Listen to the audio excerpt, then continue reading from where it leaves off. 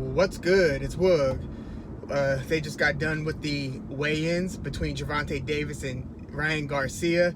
The wait is over. There were a lot of skeptics who thought that this fight would never go down, or at least would not go down while they were still undefeated young superstars. The idea that this is happening when Ryan Garcia is about 24 years old, Tank is about 28 years old, the fact that they're in their 20s undefeated and they could have very easily just stayed in their respective lanes, continue to collect money without taking the risk of fighting the other.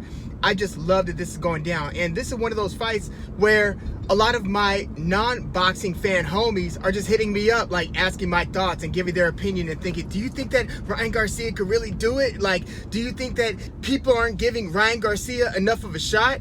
And I issued out my prediction video. I picked Gervonta Davis to win via kind of mid-round or mid-late round stoppage.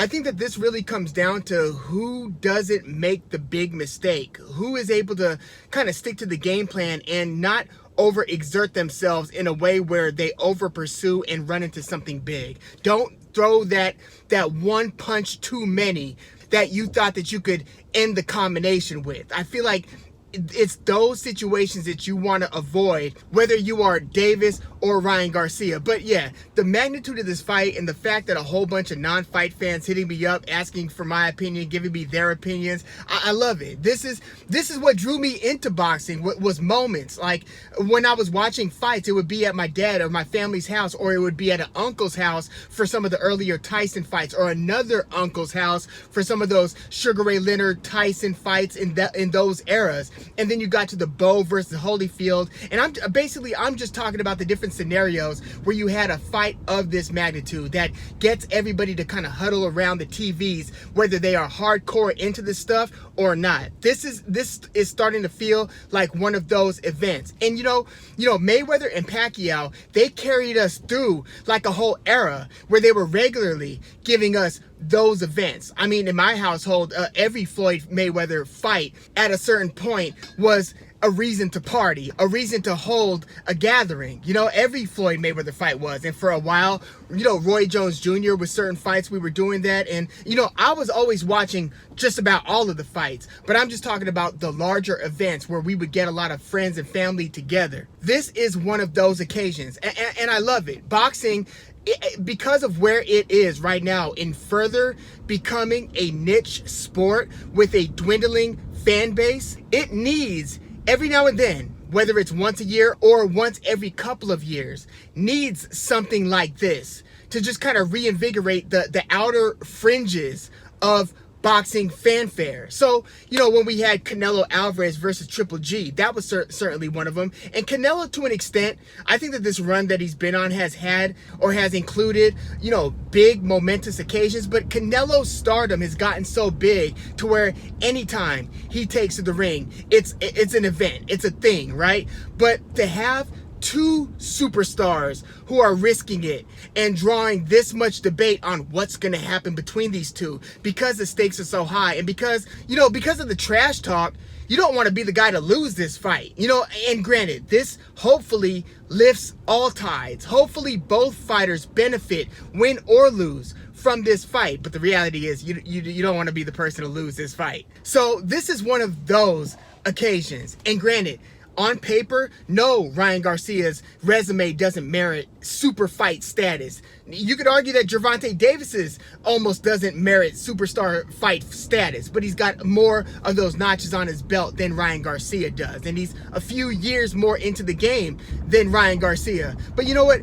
Props to Ryan Garcia for calling this fight out 2-3 years ago. There's something to be said about that, because you could mention a person's name and then not keep your foot on the gas and just kind of let boxing politics run its course and let let it die on the vine, basically. But Ryan Garcia, every step of the way, had been so insistent on making this fight happen, whether it was on, the Hot Boxing with Mike Tyson podcast, or, just about every interview we had heard him in. He was calling out Tank's name, and when he was first calling out Tank's name, it drew a whatever, Ryan, from us, right? From the fan base. Like, you don't want somebody that dangerous at this stage, Ryan. Come on. Even though he was showing a spectacular hand speed, whether it was in videos or in his actual fights, the talent from Ryan Garcia has always jumped off the page. I remember when he took on a fight on Valentine's Day against Francisco Fonseca, and I was tuning in, watching, thinking, damn, Fonseca's been in there with some guys. What can Ryan Garcia do with this type of a step up? And then he ends up knocking him out like in the first or second round in devastating fashion. So I'm just super excited, if you can't tell, about Gervonta Davis versus Ryan Garcia. I thought that they looked pretty good, weighing in today. Like, Ryan Garcia weighed in at 135.5 pounds, and Gervonta Davis, I believe, was 135.1. So neither of these guys was just kind of on that 136 line. Neither of them looked gaunt and drawn out either. Like, Ryan Garcia, I thought, looked relatively healthy. I've seen other weigh-ins where Ryan Garcia looked a little bit more skeletal. He didn't, tell me if you see it differently. I didn't think he looked bad stepping on the scale today. And maybe it's because it was an outdoor weigh-in. Maybe that's why he looked so okay. Because sometimes maybe the indoor weigh-ins, you've got certain lights beaming down that kind of draw out those boundaries of your eye sockets to make you look sucked in. You know what I mean? Like, but for what it's worth, Ryan Garcia, he looked okay. He sounded fine. He sounded as confident as ever. I've really been impressed by how much composure he's had in this build up to the fight. Quite frankly, I'm always surprised by how composed Gervonta Davis has seemed, whether or not there's been turmoil outside of the ring. I think that his level of just meeting the moment has always astounded me. But you know what? That's what makes these special fighters special fighters. Some people crumble under the pressure. It seems to elevate guys like these, both of these guys, at least to this point. And yes, Ryan Garcia had that sabbatical, when he pulled out due to mental health issues. But every time I've seen Garcia take to the ring, he's delivered, and usually delivered big. There is one fight that I like to go back to. It was against Carlos Morales, I believe. I think that's what his name was. But I remember when that fight actually took place, seeing how much Ryan Garcia struggled in that fight. And Morales was a little bit smaller than Ryan Garcia. Granted, very different fight style than Tank Davis, but he was a smaller guy. And Ryan Garcia started to look very predictable. And when he started to look very predictable, Morales started marching in and just roughing him up. And it reminded me a little bit of Oscar De La Hoya early in his career against John Molina. Kind of a roughhouse style fight. But Ryan Garcia started to get caught, stopped landing a lot of clean punches. He didn't look amazing in that fight against Carlos Morales. To the point where when they were interviewing Ryan Garcia in the ring after the fight, the pro Ryan Garcia crowd in attendance was booing him and booing the fight. I remember feeling a little bit bad for Ryan Garcia watching that, but that's not the same Ryan Garcia we're dealing with today. Like, this Ryan Garcia is a far more developed fighter, and I really do think that whether or not he could get comfortable throwing an effective right hand is going to determine what his probability is at winning this fight against Gervonta Davis. I'm really looking to see if he is nearly as comfortable throwing that right hand as he was against Javier Fortuna, because he was letting that thing fly against Fortuna. I think that, throwing it against Fortuna is very different than letting it go against the lefty as dangerous as Tank Davis. So I'm going to be keeping my eye on that. I think that Ryan Garcia has a chance to win some of the slow rounds, as Richard Dwyer, online boxing analyst, would put it. So I think that we could very well be 4 to 5 rounds into this fight and Ryan Garcia be up like 4 rounds to 1, maybe 3 rounds to 2. You always have to judge, who's going to have a scorecard that's way different than the other two guys. I just feel like that's almost expected, especially in these bigger fights. But I do think that Ryan Garcia can maintain range and distance, at least in the first couple of rounds. Again, both guys are going to have to be careful. So while they're both being careful, it's Gervonta Davis who has to kind of take a chance because of the height dynamic at getting inside. Yes, Gervonta Davis tends to make his taller opponents start to lean over and put their chin out there as they're trying to find Davis, because Davis will kind of move his head. He gets even lower than his height would indicate, so he starts bending at the waist a little bit. he'll kind of stick his probing right hand out to start to measure distance, but you got to be careful with that against Ryan Garcia. I think that Davis is susceptible to a left hook. I think that he is. And yes, he keeps on talking up the idea that that's all Ryan Garcia's got, but I do think that that could, in these longer exchanges, and I said this a little bit in the preview, the full preview, feel free to check that out. But I do think that in the exchanges that involve more than 2 punches from both guys, because it's one thing if you let one go, two go, and then get out of range. Once it extends beyond those 2 punches, that's where a lot of damaging shots can take place. And, you know, if Gervonta Davis does not have his hand up at certain times or is not cognizant of his own vulnerability, yes, Ryan Garcia can knock Gervonta Davis out. But Ryan Garcia could also start to lean over a little bit, trying to find the shorter Gervonta Davis, to where Gervonta Davis, patient fighter, sets traps very, very well, can end up finding Ryan Garcia's jaw, as Gervonta Davis put it, with that left hand. So either one of those scenarios can play out. But again, Gervonta Davis is going to have to move his legs to close the gap and get in range to hit Ryan Garcia. He can't chase Ryan Garcia.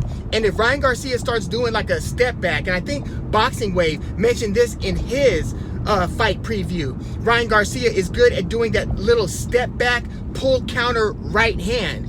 So again, Ryan Garcia seems to have been developing that right hand and growing in confidence in throwing the right hand. But if he thinks that he's just going to jab, left hook his way into victory against Tank Davis, I don't see that happening. I think that he's got to make Gervonta Davis respect his right hand to really have a shot at not only winning rounds, but over time into the middle rounds, still maintain that lead and still have Gervonta Davis's respect. Because if Davis starts to fall behind on the scorecards, then like he did against Mario Barrios, he's going to have to make something happen.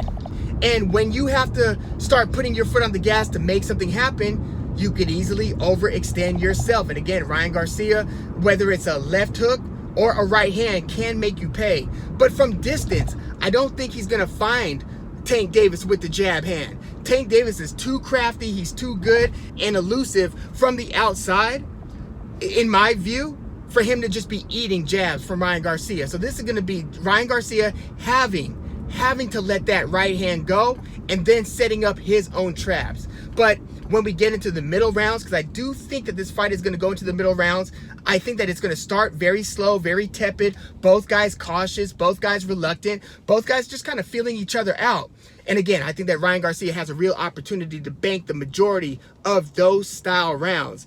But when things start to heat up a bit and people start taking just slightly bigger chances, I think that it's Tank Davis who's going to adhere to the game plan a little bit more consistently, to where he won't be the guy who makes that, for lack of a better term, fatal, in boxing terms, fatal mistake, not literal, but figuratively, fatal mistake against Ryan Garcia. I think that it's more likely that in one of those longer exchanges, in like the 7th, 8th, or 9th round, Ryan Garcia is going to get hurt in one of those exchanges. And I don't know if it's going to be because he throws that left hand on top of the right hand, as Boxing Wave put it, throwing that kind of jab-ish left hand over the top. I don't know if that's going to be how Ryan Garcia runs into damage, but I do think that it's going to happen between the 7th and the 9th round, and I am still expecting Gervonta Davis to pull off the TKO in that range. But could you imagine the impact on the sport if Ryan Garcia pulls this off and stops Gervonta Davis, even if he wins via decision? And, you know, I hope it doesn't come down to like a disputed decision, like Canelo versus Triple G1, because I feel like that taints the moment and it taints the event. I mean, obviously, Sugar Ray and Hagler is still one of the most talked about fights in boxing history, but I just hope that Gervonta Davis versus Ryan Garcia doesn't come down to that. I hope there's a clear winner in this one. And if that clear winner ends up being Ryan Garcia and he ends up beating the more experienced Gervonta Tank Davis, boy, could you imagine how much that will catapult his superstardom. And yes, Gervonta Davis obviously stands to gain dramatically as well with a win. But just because Ryan Garcia is the underdog, and just because the perception to some is that Gervonta Davis is the tough guy between the two, and Ryan Garcia is the pretty boy. To me, that's just a bad boxing take, because if you know anything about Ryan Garcia's amateur pedigree, you know that he's a dangerous guy and he handles his business. So anything else persona-wise that you're placing on top of that, to me, that's all just extracurricular, and that's not actually going to play into the fight. Now, has either one of these guys gotten into the other's head? You let me know what you think. I can't call it. I think that both of these guys have remained somewhat stoic, have stayed pretty true to their demeanor, to their character. But if you think that one person has the mental edge in this, you let me know who that is. Whether it's, because Gervonta Davis and his team called for the rehydration clause. Remember what Oscar said at the press conference about, hey, the last thing a fighter wants and the worst thing that a fighter can experience is for his team not to believe in him. I feel like that was Oscar trying to get into Gervonta Davis's head. So, in a way, doesn't Gervonta Davis versus Ryan Garcia feel like a Floyd Mayweather versus Oscar De La Hoya proxy war? But yeah, I can't wait. Let me know your thoughts on this one in the comments. Please like the video, subscribe to the channel if you are into the fight talk. I'm Wood. Enjoy the fight.